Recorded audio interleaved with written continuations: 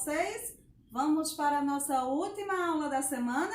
Vamos embora! Hoje nós vamos estar concluindo o assunto da Rota 5, tá? Aquele que Tia Sam mostrou para vocês sobre como os portugueses estavam se comportando na questão da economia na época do Brasil colônia, tá certo? Hoje, quem tiver com o módulo, vai abrir o módulo na página 59, certo? E pela plataforma é na Rota 5, SD4, página 135. Belezinha, pessoal? Vamos lá. O assunto vai trazer para vocês hoje foi que os portugueses conseguiram encontrar o ouro nas nossas terras, certo? Como foi que eles acharam, como eles tanto queriam. Até então, eles estavam fazendo uso, né, da cana-de-açúcar, do pau-brasil, das ervas e toda a cultura que os indígenas tinham passado para eles. Mas eles queriam algo mais. E foi aí que eles chegaram, certo, às terras de Minas Gerais e lá eles conseguiram encontrar o minério que eles tanto queriam, que era o ouro, certo? Inclusive, gente, até hoje a gente consegue encontrar em algumas cidades lá de Minas pessoas em busca da riqueza, né, da riqueza, vamos dizer assim, fácil, do ouro, que aquele lugar ainda fornece. Não tanto como antigamente, mas ainda tem gente que busca achar ouro nas terras de Minas, certo? Existem leis hoje que proíbem o garimpo em algumas dessas localidades na tentativa de proteger o ambiente, certo? Mas infelizmente ainda há o garimpo ilegal, certo? Então lá no século XVIII, os bandeirantes encontraram o ouro, certo? No local onde hoje é Minas Gerais, como eu já falei para vocês. E muita gente se mudou para a região com a esperança do enriquecimento rápido, certo? E aí precisou que fosse feita uma organização para que não ficasse todo mundo, todas as pessoas que chegassem lá, escavando e pegando desse minério, né? Então, o que foi que aconteceu? O rei elegeu pessoas de sua confiança para que essas pessoas monitorassem toda a escavação e toda a retirada desse minério, certo? A essa pessoa foi dado um nome que se chamava Intendente das Minas, certo? Lá no módulo de vocês, na página 59, vocês vão encontrar isso lá no segundo parágrafo, certo? Então, o Intendente das Minas era o responsável pela distribuição, certo, dos locais onde se iria fazer o garimpo, certo? E olha só o que a plataforma diz pra gente, ó, que o principal imposto era o quinto, ou seja, um quinto de todo o ouro encontrado deveria ser enviado a Portugal.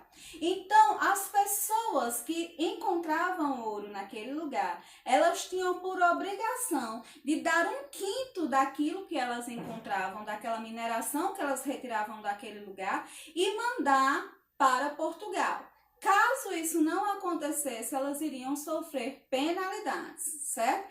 E boa parte da economia portuguesa se sustentou desse um quinto que era enviado, já que o encontro, né, já que a retirada do ouro era muito grande naquela região, certo? Então, a economia de Portugal se sustentou muito também por causa disso.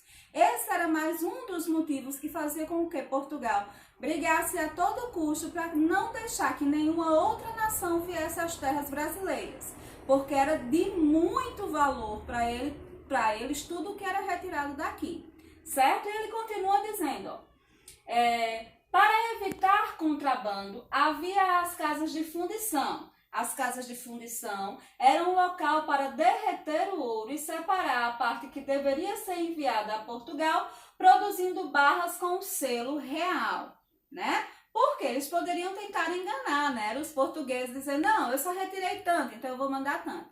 Mas aí eles, muito espertos, né, tiveram essa ideia para evitar esse contrabando, para evitar esse desvio do ouro e fundaram essas casas chamadas de casa de fundição, certo, pessoal? E aí, nós vamos ver, se eu botar aqui para vocês, tem mais desse textinho, ó, você vem aqui e aperta na paginazinha, ó, e ele vai abrir o texto todo para vocês, quem estiver me acompanhando pela plataforma, ok? E eles ainda vão dizer, ó, que nesse período muitos comerciantes dessa região também ficaram ricos, vendendo alimentos com preços mais caros. Diversas cidades e vilas foram fundadas e atualmente são patrimônios culturais do Brasil, como Ouro Preto. Inclusive, a cidade de Ouro Preto recebeu esse nome justamente pela quantidade de garimpeiros que foram àquele lugar e ficaram ricos extraindo os minérios que eram encontrados, certo? Fora isso, ele afirma aqui que muitos comerciantes enriqueceram, certo? Vendendo a alimentação para aquelas pessoas que iam àquele lugar, certo? Fazer o garimpo. Só que eles não vendiam a preço justo, como a própria plataforma diz para vocês, eles faziam uso dos preços bem mais elevados do que o que realmente deveria ser. Certo? Da cidade de Ouro Preto, em Minas Gerais, olha. Bonita a cidade, né, gente? É uma cidade ainda no estilo colonial, certo? Toda essa, vamos dizer assim, toda essa postura colonial virou patrimônio histórico, certo? Então, por isso que vocês olham assim e dizem, nossa, mas parece casa antiga. A intenção é essa mesmo, certo? É de se manter a história da região, certo? A partir das construções de época daquele lugar. Pronto, pessoal, agora nós vamos exercitar um pouco de todo o conhecimento que a gente adquiriu nas nossas últimas aulas, tá certo? A plataforma traz pra gente, ó, esse exercíciozinho que diz assim, ó, complete a tabela com as sequências de cada atividade praticada no Brasil colonial. A gente tem aqui, ó, a fundação de vilas e cidades, queimadas, descoberta do ouro, caminho no interior, poluição da água e do solo e fazendas no litoral. E temos 3 colunas onde vocês vão colocar cada uma dessas atividades. A produção de açúcar nos engenhos, qual dessas aqui pode se encaixar nessa coluna? As bandeiras e as minerações, certo? Então, essa atividadezinha tá lá na agenda para vocês fazerem. Muito fácil, gente. É só escolher a palavrinha e arrastar, certo? Para uma das colunas, tá bom? Ah, tia Sam, mas se eu botar qualquer uma vai ficar? Vai ficar. Mas aí você tem que vir aqui embaixo, ó, para observar e ver se a resposta que você colocou está correta. Vamos ver, ó, deixa a tia Sam escolher outra aqui para ver se está correta. Pronto, vamos ver. Não, tia Sam só acertou, ó, 1, 2 ficaram erradas. Então, o que é que você faz? Você vem aqui, retorna e tenta agora responder corretamente. Tá bom assim? Pronto, pessoal. Depois dessa primeira atividade, vocês vão ver que a atividade 2 é no mesmo estilo de coluna, tá certo? Vocês vão estar lá respondendo elas seguindo a sequência do que tia Sam colocar na agenda. Tranquilo? Só que eu quero que vocês agora retenham a atenção a questão 3, que é essa daqui, ó, que diz assim: os tropeiros eram condutores de mula e gado e vendiam alimentos como feijão e charque, que é carne seca, em toda a colônia. Isso aqui, gente, é para mostrar para vocês, olha, tem essa imagem de uma estrada de terra e um caminhão, né, percorrendo essa estrada. O que é que ele está querendo mostrar para vocês aí? Lembra que tia Sam falou há poucos minutos atrás que haviam comerciantes que eles lucravam, né, com o desenvolvimento da economia que estava acontecendo naquela época, naquele século? Pronto. Os tropeiros foram umas dessas pessoas que lucraram com isso. Só que eles tiveram, vamos dizer assim, uma importância um pouco maior para a nossa história. Porque muitos dos locais onde esses tropeiros paravam para descansar, por exemplo, viravam um lugar de venda. E em alguns casos esse lugar se transformou em vilarejos, se transformou em cidades, que é o caso, por exemplo, da nossa cidade, de Campina Grande. Vocês sabem que a nossa cidade, ela iniciou a partir da chegada de alguns tropeiros aqui, que é o que a gente conhece hoje como tropeiros da Borborema. E uma amiga minha me ensinou em um determinado momento que o nome correto é Pioneiros da Borborema, porque eles foram os primeiros a chegarem aqui. Então, os Pioneiros da Borborema fazem parte da nossa história e aqui, ó, fala um pouco de como tudo isso aconteceu. Só que essa questão diz assim, ó: diversos locais de paradas para descanso e reabastecimento dos tropeiros se transformaram em vilas e cidades. Atualmente, como abastecimento de alimentos são feitos nas cidades, né? Então, vocês vão escrever a resposta de vocês aonde? No caderno e não na plataforma, tá certo? Então, eu quero que vocês façam essa pesquisa de como esse abastecimento é feito nos dias atuais e coloquem a resposta de vocês no nosso caderno de história. Tranquilo, quarto ano? E no nosso módulo, nós temos aí na página 60, certo? O estudo da cartografia que Tia Sam já fez aqui com vocês no vídeo anterior, tá bom?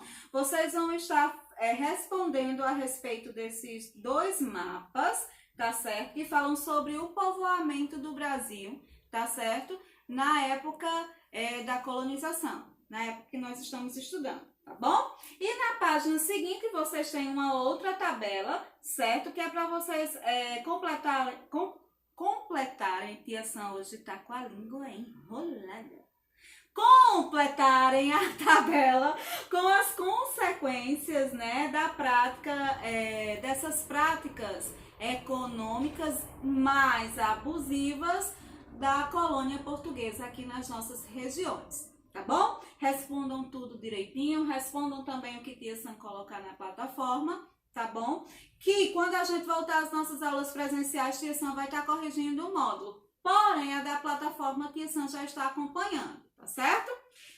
E a nossa próxima aula nós vamos ter um pouco sobre a história dos africanos, mas isso vai ficar para a próxima aula. Agora a Tia Sam vai deixar para vocês um videozinho para fechar esse conteúdo e não ficar restando mais nenhuma dúvida a respeito do nosso Brasil Colônia. Tá bom, pessoal? Beijo no coração e até a próxima aula. A busca pelo ouro e pela prata foi um dos principais motores da colonização do mundo pelos europeus desde o início das navegações. Quando os portugueses chegaram na África, no século XIV, uma das primeiras mercadorias que procuraram e encontraram foi o ouro da Guiné. Essas minas de ouro foram importantes para que Portugal continuasse sua expansão para a Ásia, onde eles também procuraram metais preciosos, mas encontraram principalmente especiarias. Só que a produção da África e da Ásia nem se comparava ao tamanho das reservas da América. Estima-se que durante os 3 primeiros séculos de colonização, cerca de 90% de toda a prata e de todo o ouro que chegaram à Europa vieram da América. Os espanhóis saíram na frente logo no século XVI, principalmente com a pilhagem do dinheiro dos indígenas, especialmente dos impérios Inca e Azteca, e posteriormente com as reservas de Potosí, que fica hoje na Bolívia. Mas no final do século XVII, portugueses passaram a explorar as maiores reservas de ouro que já tinham sido encontradas na história da expansão europeia. Isso aconteceu numa região conhecida como o Sertão dos Cataguases, hoje Minas Gerais.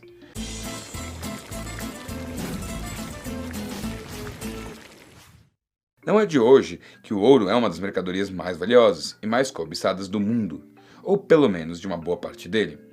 Em diversas regiões do planeta, esses metais são utilizados desde a antiguidade como símbolos de riqueza e poder. Nas coroas dos reis, nos altares das igrejas, nas joias e na decoração dos palácios e da nobreza. Na Europa antiga e medieval, esse ouro vinha principalmente do comércio e da extração em regiões da África, da Ásia e da própria Europa.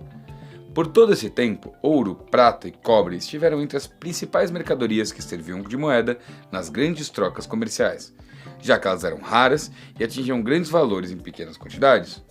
Era importante para expandir o comércio e conquistar novas rotas, e sem a expansão comercial não era possível a expansão política, militar e cultural da Europa. Então, não foi apenas para alimentar o luxo e a ostentação que os europeus buscaram o ouro e a prata, mas para ter moeda, expandir os negócios, montar exércitos e vencer a competição entre potências. A expansão marítima e a colonização foram processos movidos pela concorrência por riquezas e por rotas comerciais entre diferentes empresas europeias. Portugal, Espanha, França, Holanda e Inglaterra avançaram rápido para pilhar e explorar as riquezas do resto do mundo, porque isso interessava tanto aos negociantes privados quanto aos reis. A disputa era acirrada e quem ficasse em desvantagem podia sair logo do jogo. O que quase rolou com Portugal ao longo das guerras que aconteceram quando o reino se unificou à Espanha entre 1580 e 1640. A independência fora proclamada em 1640, mas Portugal não era o império que fora antes da União Ibérica. Tinha perdido quase todos seus domínios na Ásia e na África, nas guerras contra a Holanda, e por pouco não perdeu também Pernambuco e Angola, o que teria praticamente aniquilado seu império. Então, quando reconquistou a independência, Portugal não disputava mais a liderança da competição. O reino ainda estava no jogo, mas lutando para não ser engolido de vez por potências maiores, como era o caso da Espanha, da Holanda, da França e da Inglaterra. Ao longo do século XVII, a Inglaterra começou a despontar na liderança da corrida, graças a uma agressiva expansão comercial.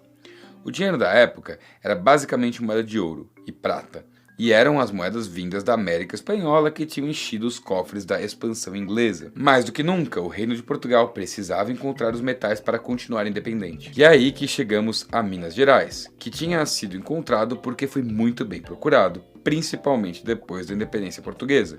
As notícias sobre rios que tinham suas margens cheias de ouro já circulavam entre os colonos desde muito antes, trazidas por indígenas que conheciam o interior e por bandeirantes que encontraram um pouquinho de ouro quando foram buscar escravos. Essas notícias se misturaram com lendas e mitos, como os mitos de Eldorado, uma cidade coberta de ouro. Minas Gerais foi o Eldorado que se tornou realidade. Um Eldorado que foi procurado por diversas expedições patrocinadas pela coroa ao longo da segunda metade do século XVII e que só foi encontrado entre 1693 e 1695. Demorou, mas a descoberta foi grande.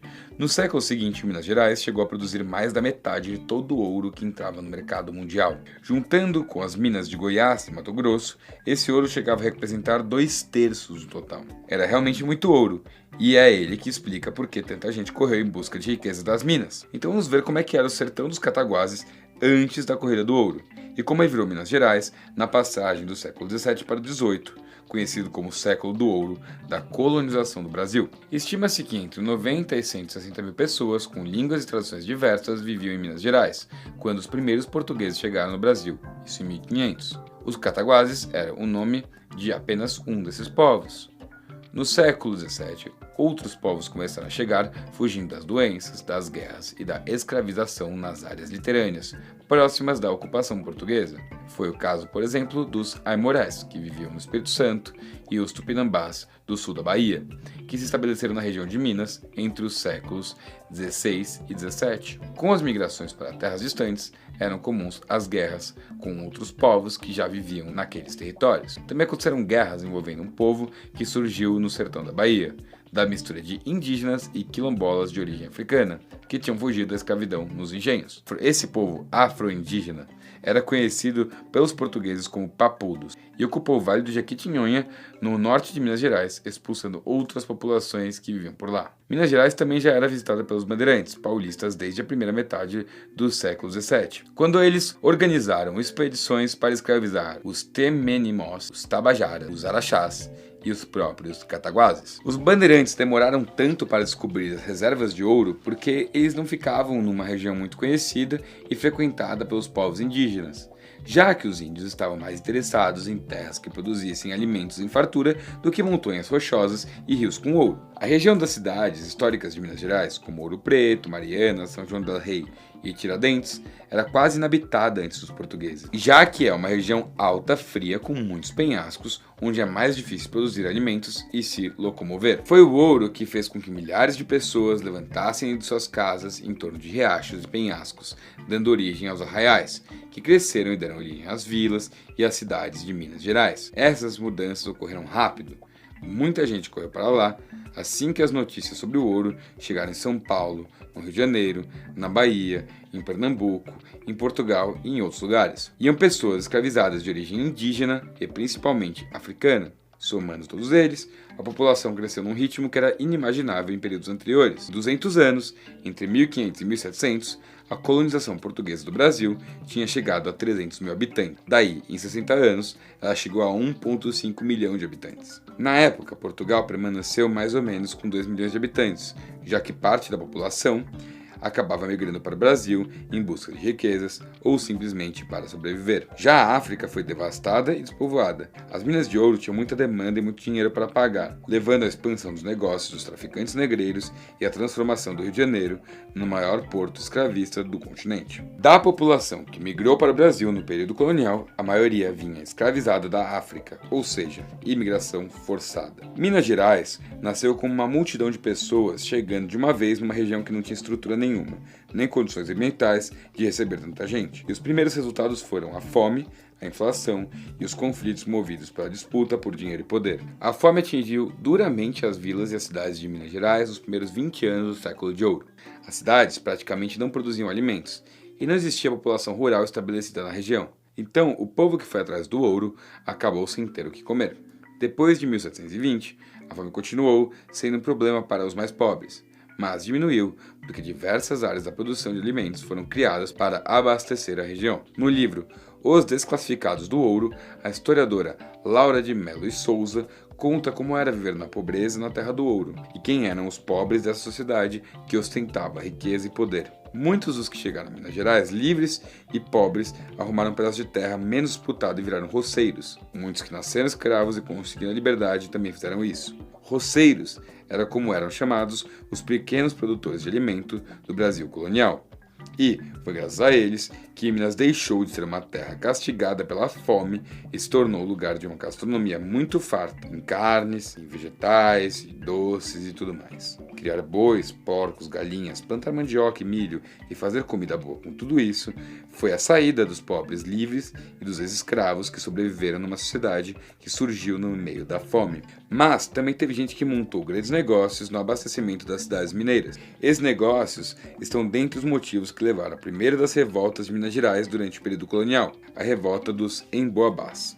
A guerra aconteceu entre 1707 e 1709, o período mais caótico e violento da história da região, quando as descobertas de ouro aconteciam o tempo todo e milhares de pessoas iam chegando sedentas por riqueza. Os comandantes das bandeiras paulistas se consideravam no direito de ter o monopólio da posse de lavras de ouro, dos cargos públicos e dos contratos para abastecer as cidades com alimentos e escravos. Isso não só porque tinham chegado primeiro, mas porque a relação entre eles e a coroa portuguesa geralmente era baseada na troca de favores. Eles prestavam algum serviço ao rei, como expulsar um povo indígena, destruir um quilombo ou encontrar o ouro, e recebiam em troca vantagens econômicas, cargos políticos e patentes militares. E com um serviço tão grande quanto a descoberta das maiores reservas de ouro do mundo, eles acharam que eles iam ser muito bem recompensados.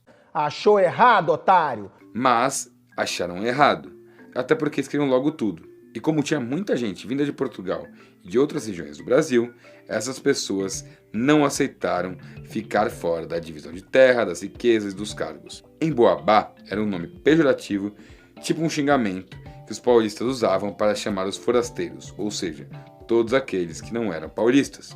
Ao que parece, a palavra de origem tupi era usada para descrever as aves com penas nas patas, e no espírito da zoeira, os paulistas chamavam os que chegavam lá usando calças e botas de emboabás. É que em São Paulo muitos hábitos indígenas tinham sido adotados, desde a língua tupi até o abandono de algumas vestimentas de origem europeia.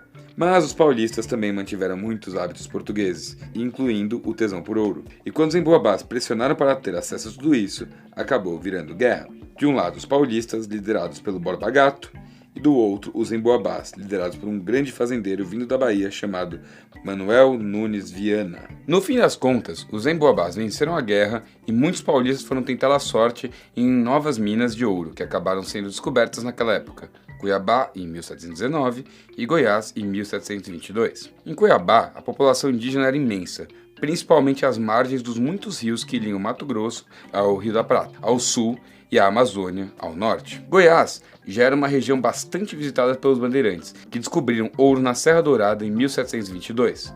Também passaram a explorar as riquezas minerais e organizar expedições para despovoar a região.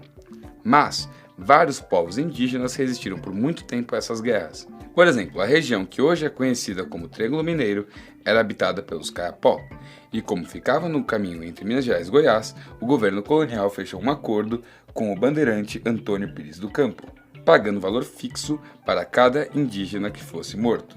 Mesmo assim, os capós dominaram a região até o final do século XVIII, resistindo a todas essas expedições. O ouro de Minas levou a colonização portuguesa ao interior, integrando São Paulo, Rio, Bahia, Pernambuco e outras regiões. Com essa integração, os grupos indígenas e quilombolas que resistiram acabaram cada vez mais encurralados entre diferentes regiões da ocupação portuguesa. Com a colonização de Minas, Portugal também passou a se preocupar mais em garantir a posse sobre o interior do Brasil, negociando tratados com a Espanha e implantando fortes e guarnições militares nas fronteiras. A população e a economia cresceram como nunca, gerando grandes fortunas no Brasil, principalmente no Rio de Janeiro, que se tornou capital da colônia em 1763, tomando o lugar de Salvador. A mudança de capital foi a vitória da riqueza do ouro sobre a riqueza do açúcar, sendo que as duas estavam baseadas na riqueza do tráfico de pessoas escravizadas entre a África e o Brasil.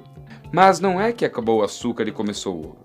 A cana continuou sendo a principal mercadoria do Nordeste e nunca deixou de ser importante para a economia exportadora do Brasil. Mas a descoberta do ouro levou a uma crise nas outras economias coloniais, principalmente porque em Minas Gerais eles tinham como pagar bem, com dinheiro, pelas pessoas escravizadas, e os senhores de engenho do Nordeste não tinham condições de acompanhar a subida de preços. A formação de Minas Gerais levou à transformação do Rio de Janeiro no maior porto escravista do continente, que recebeu mais de 1 milhão de pessoas ao longo dos séculos XVIII e XIX. Mas, sem dúvida, a maior parte desse ouro foi para Portugal, e de lá se espalhou pelo comércio entre países europeus, chegando também à Ásia e à África na forma de moeda. O ouro de Minas foi essencial para que Portugal mantivesse sua independência depois da perda da maior parte de suas possessões na África e na Ásia. E Portugal dependia também, cada vez mais, da proteção militar da Inglaterra para manter seu império, já que ela tinha se tornado uma potência militar invencível, principalmente nos mares. Em troca dessa proteção, Portugal tinha a oferecer acordos comerciais que beneficiavam os ingleses e fortaleciam ainda mais seu império. E foi assim que boa parte do ouro de Minas foi parar na mão dos ingleses. Então, não é que os portugueses foram enganados ou feitos de trouxas na negociação dos acordos comerciais com a Inglaterra. É que, na concorrência entre os estados, o poderio militar é uma forma de impor interesses econômicos. Enfraquecido pela perda militar durante a União Ibérica, Portugal tinha duas opções: ou usava o ouro do Brasil para comprar aliança com a Inglaterra, ou poderia acabar tendo o Brasil invadido por ingleses e outros concorrentes.